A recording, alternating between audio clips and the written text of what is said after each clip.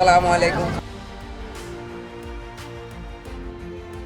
নিউজিল্যান্ডের বিপক্ষে টাইগারদের টি-20 সিরিজ শুরুর আগে মাঠে হাজির এই কিশোররা কারা? লম্বা সময় ধরে যে সংস্কৃতি বাংলাদেশ ক্রিকেট থেকে উধাও হয়ে গিয়েছিল সেটাই যেন ফেরালেন বিসিবি সভাপতি তামিম ইকবাল খান। সেটা আবার খান সাহেবের জন্মভূমি চট্টগ্রাম থেকেই। ওরা বল বয়, তবে এখন থেকে আর বল বয় ডাকা যাবে না, ডাকতে হবে ফিউচার স্টার্স। কিন্তু কেন? বল বয়রা কিভাবে ফিউচার স্টার্স হলেন সেটাও জানালেন বিসিবি সভাপতি তামিম ইকবাল খান।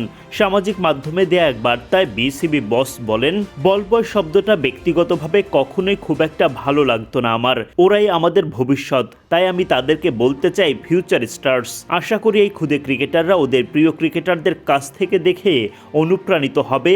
আপনার জাপান ড্রিম আমাদের গাইডেন্স। আপনার একটি মাত্র পদক্ষেপ আপনার ক্যারিয়ারকে নিয়ে যেতে পারে এক অন্য উচ্চতায়। তাই কিউআর কোডটি স্ক্যান করুন, যোগাযোগ করুন আমাদের সাথে। Pacific academy, your Japan dream partner. ওদের স্বপ্নের সীমানা বড় হবে এবং একদিন বাংলাদেশের হয়ে খেলবে। আমিও এক সময় ওদের মতোই ছিলাম, আমিও ছিলাম একজন বল বয়। বল বয় খ্যাত ফিউচার স্টার্সের মূল কাজ বাউন্ডারি লাইনে, সেখানে আসা বলগুলো ফিরিয়ে দেবেন ক্রিকেটারদের কাছে। তবে এখানে ক্রিকেট বোর্ডের উদ্দেশ্য শুধু বল ফিরিয়ে দেওয়ার কাজের মধ্যেই নেই। কিশোর এই ক্রিকেটাররা বল বয়ের দায়িত্ব পালনের মধ্য দিয়ে দেশি বিদেশি ক্রিকেটারদের সান্নিধ্যে আসেন। ফলে ভবিষ্যতে জাতীয় দলের ক্রিকেটার হয়ে ওঠার পথ আরও সহজ হয়ে ওঠে।